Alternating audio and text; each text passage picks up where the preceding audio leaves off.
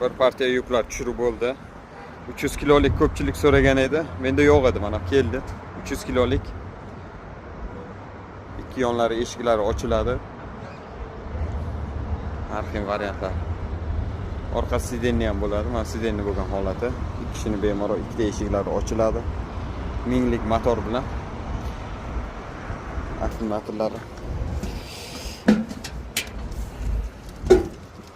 5 ta 32lik. Sertifikatlar.